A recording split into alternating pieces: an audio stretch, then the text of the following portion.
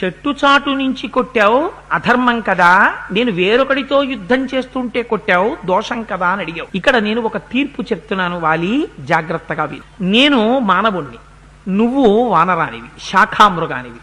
నువ్వు జంతువువి, నేను మనిషిని. క్షత్రియుడు మాంసం తినేటటువంటి వాడు, ధర్మాన్ని నిలబెట్టవలసిన వాడు ఒక మృగాన్ని కొట్టవలసి వస్తే తాను చాటున ఉండి కొట్టచ్చు, వల వేసి కొట్టచ్చు, పాశం వేసి పట్టుకుని కొట్టచ్చు, అది అప్రమత్తంగా ఉన్నప్పుడు కొట్టచ్చు, అది పడుకునున్నప్పుడు కొట్టచ్చు, అది తిని నిలబడినప్పుడు కొట్టచ్చు, పారిపోతున్నప్పుడు కొట్టచ్చు, ఎప్పుడైనా కొట్టచ్చు. ఒక్కసారి మాత్రం కొట్టకూడదు. ఎప్పుడు? అది మృగమైనా తన భార్యతో సంగమిస్తున్నప్పుడు, వేరొక స్త్రీ మృగంతో సంగమిస్తున్నప్పుడు మాత్రం బాణప్రయోగం చెయ్యకూడదు.